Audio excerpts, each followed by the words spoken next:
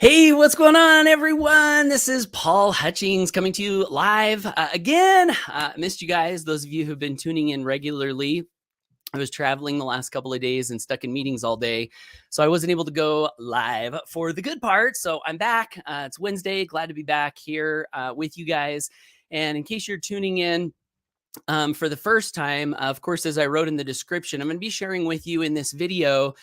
I think it's one of the most valuable, profound pieces of knowledge that's come to me in my journey, that's helped me in such big ways with people specifically, and being able to build great relationships, being able to inspire, a tremendous amount of goodwill in others, being able to help people who are around me kind of feel like, wow, Paul is just such an awesome guy, like I really like Paul, and over the years, that has been such a tremendous business asset. So that's what I'm going to be talking about in today's episode. And if you're joining me and us for the first time, this is a daily social media show where I, yours truly, Paul Hutchings, go live in an effort to share one good part from my life and or business, all with the intention to spread as much love, joy, peace, goodness, freedom, gratitude, success, growth into the world as I possibly can. That's kind of the intention behind it. And so I do my very best to grab one useful little nugget that has been helpful to me and pass it along to you. So that's what this Good Parts show is all about. And if you're joining me live, please make sure and comment down below. Tell me your name and where you're plugging in from. Check this out. We can put the comments on the screen. Nick Romani says hello and good morning. Hope all is well. Thanks for being here today. Veronique, hey, from Belgium. Thank you for being here live. Debbie Wood, missed you. Welcome back. Hey, I missed you too, Debbie. Thank you so much. And Arnita Webb is here as well. So thanks to our live viewers. And again, if you're going to be catching this on the replay, don't be shy, don't be hiding behind the screen, never making any comments. I was talking to my wife this last week, and she was telling me that there's a lady in our neighborhood that learned about something we were doing on our property. And I said, how did she know about that? And my wife said, well, I think she saw one of your Facebook videos. And I was like, wow, she watches my Facebook videos? Because I had no idea, because there's, no likes or no comments from this particular person. And that's okay. We don't have to like and comment on everything. But the lesson for me there, which is a great marketing lesson as well on a tangent, is that there usually are always way more people tuning in to what you're doing and seeing your message than social media sometimes gives us an indication of. I think that's just really good to be aware of. I've had experiences over the years where people that I didn't know their names, had no clue they were tuning into things that I was doing, write me emails as to how much what I was doing had been helping them in their lives and their businesses. And I'm always astounded when that happens. I'm like, wow, I didn't even know, right? Didn't even know. So anyway, keep that in mind. There are always people out there listening, and back to the replay viewers, let me know who you are down below when you plug in. So, all right, well, let's get into the content. The most valuable skill that I never learned in school, and I didn't learn this in school, despite the fact that I went all the way through elementary school, middle school, high school, college, graduate, got a business degree. Nobody taught me this in business. My college degree was like $40,000, and I had to go in debt to get this degree. And nobody in any of my college classes, my accounting classes, my statistics classes, my business classes, my psychology classes, nobody ever taught me this lesson. And again, I always do my best not to overpromise and underdeliver. So hopefully I'm not overpromising here.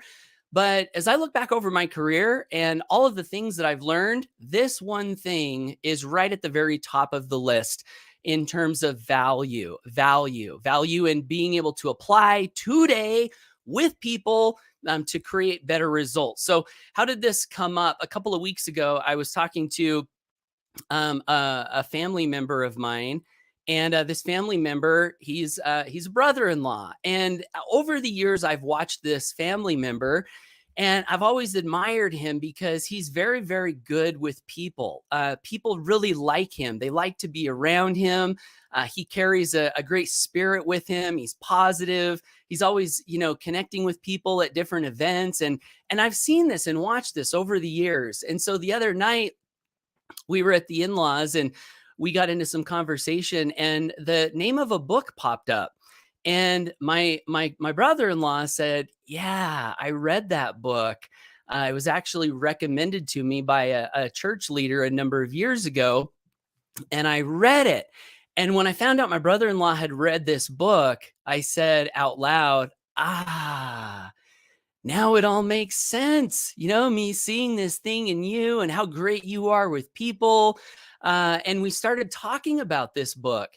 And I told him a story of the first time that I read this book. And I may as well just throw out the name of the book, and we'll see if any of you guys can guess what it is. I'm guessing you probably can if you guys have been into personal development. Hey, Daphne, thank you for being here. Marion says, love the Good Parts Challenge. Yay. Awesome, Marion. Thanks for tuning in. Welcome back. Daphne says, good to be back. Gunder says, hey, Paul, they are always watching. Absolutely. Thank you, Gunders. Tina says, guess who's back? Back again. Paul is back. Tell a friend. Or as ACDC would say, back in back, right? Wearing my black shirt. I'm back. Yeah. So thanks, Tina. That was funny. So in Chicago. Okay. So here's the book. It's called, drum roll, please. No guesses yet, guys. No guesses.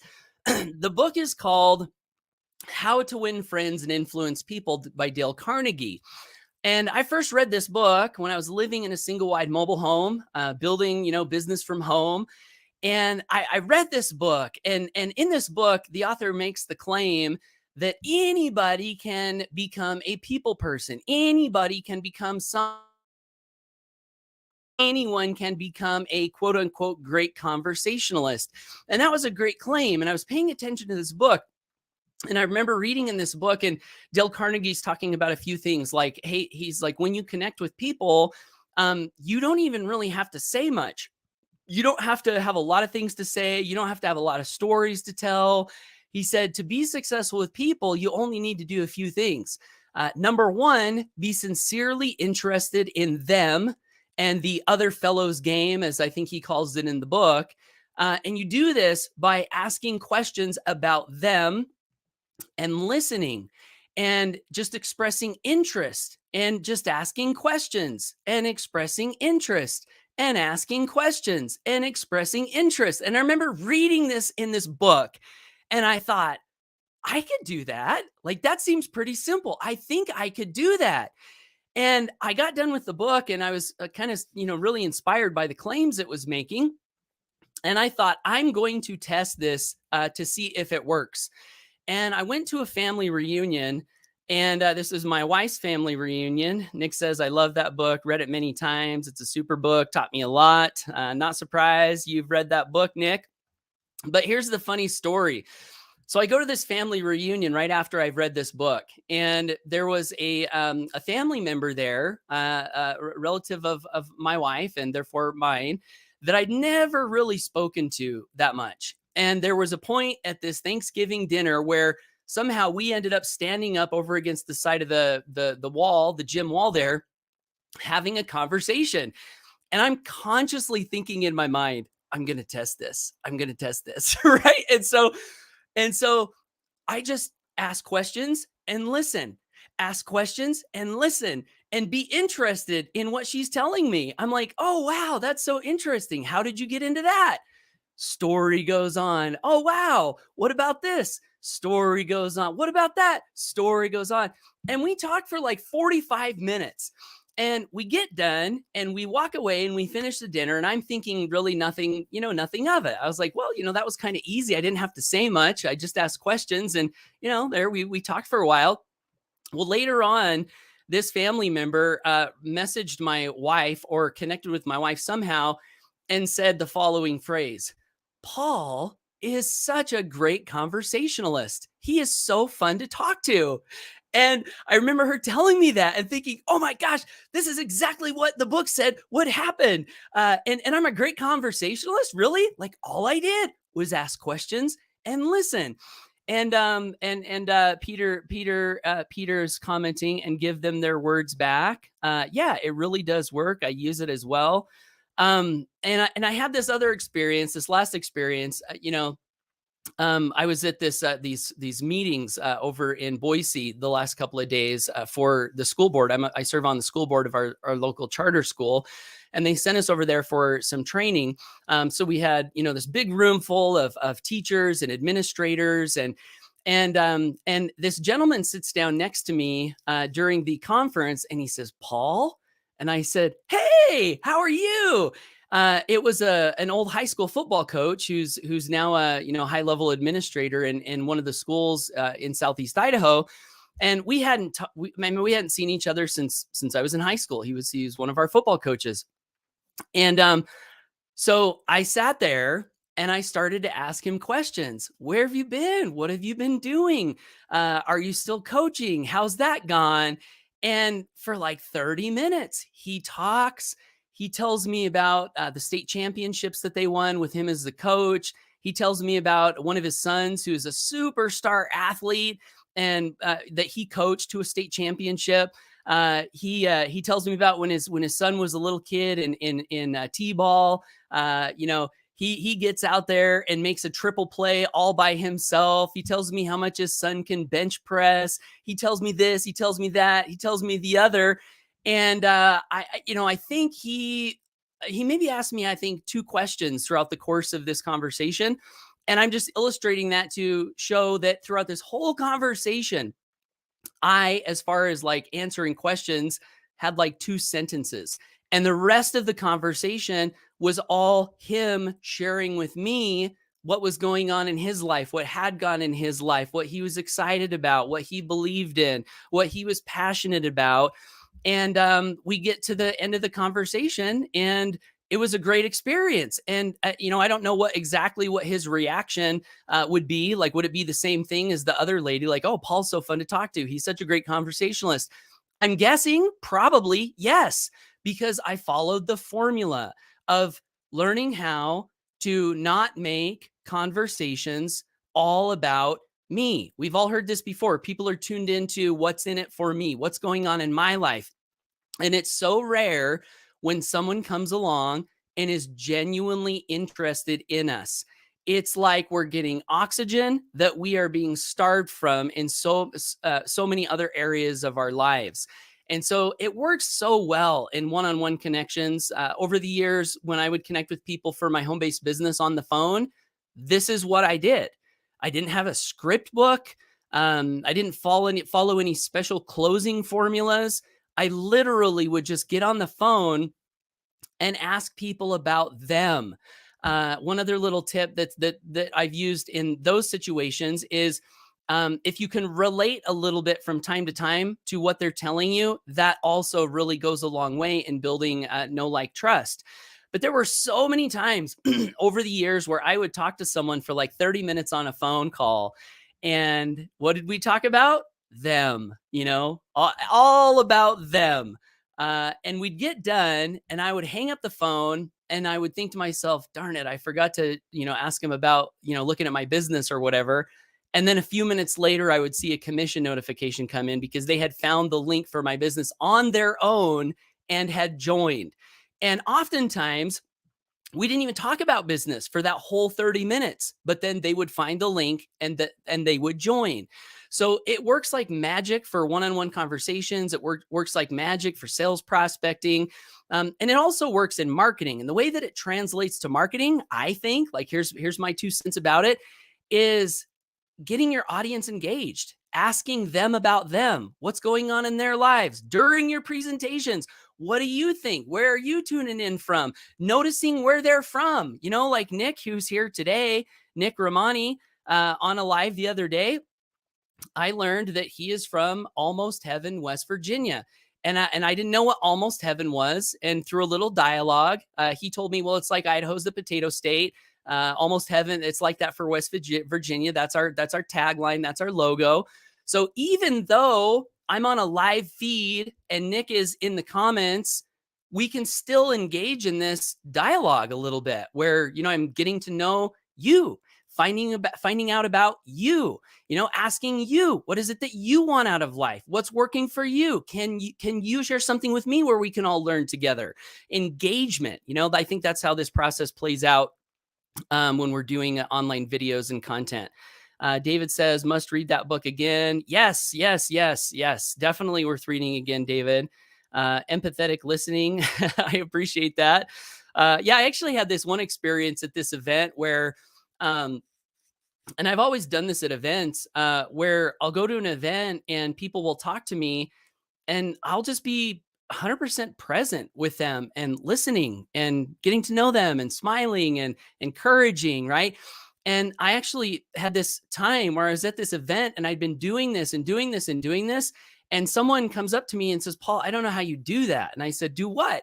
And they said, I don't know how you give your energy to just so many people and you just like let them have it. Like they were basically saying that they're more protective with um, who they give their time to. Um, but all I was doing was this thing, this thing where you just focus on people, find out what's going on. And it just really works. So Daphne says, follow the formula. Yes, follow the formula. I absolutely love that. Tina says, thank you so much. It's all about you, not me. Yep. Debbie says, love this. Thank you, Debbie. Appreciate it so much. Gundar says, powerful. It really works when we learn how to listen and relate. Yep. And it does take self-discipline because the temptation for all of us is to talk about the things that we want to talk about. And we can just make the simple switch. Boy, I've missed your lives. Thank you so much, Nick. You're amazing. I really appreciate that. Okay, guys. Well, that's it for now. If you did get some value from this show today, this experience, I would love to invite you to subscribe to me on social media as I do these every day, Monday through Friday. If you want to make sure that you get these episodes, I'm also sending them out to my amazing, awesome, talented, smart, wonderful, free thinking, freedom creating email subscribers. And you can become one of those awesome people. Well, you're already one of those awesome people, but if you want to join the crew of people who are on my email list and get these good parts and other very valuable insights via email, you can go to paulhutchings.net/gifts, pick up a gift, and you'll be on my email list. And then the last thing that I want to do is give you a challenge. And that challenge is the Good Parts Challenge. So I was with my friend over in Boise the last couple of days, and he's not in internet marketing. He's not in home business. He's a traditional business owner. He's kind of a serial entrepreneur. He's, started and sold businesses, and he's got a lot of businesses going on and does real estate. So he's not in our world really at all. And nonetheless, one night I found myself doing my very best to sell him on the benefits of taking the Good Parts Challenge. Because as I was talking about it, I was just like, it's such a good thing to think about what's good in your life from a standpoint of, can I find one good thing that someone else would get value from? It creates happiness. And anyway, for like 20 minutes, I was telling him all the benefits of the good parts. So that's the good parts. That's the Good Parts Challenge. You simply agree to go live on a consistent basis. You choose the frequency. And the goal is, again, to just share one good thing with the world. Grab something that's valuable. Grab something that's entertaining, something that's inspiring. Turn on the camera, shine some light into the world. I think this is a great thing for everybody to do, and especially for those who are growing some kind of a business, because it will go a long way in helping you to build know, like, trust, service, get the law of reciprocity working in your favor over time.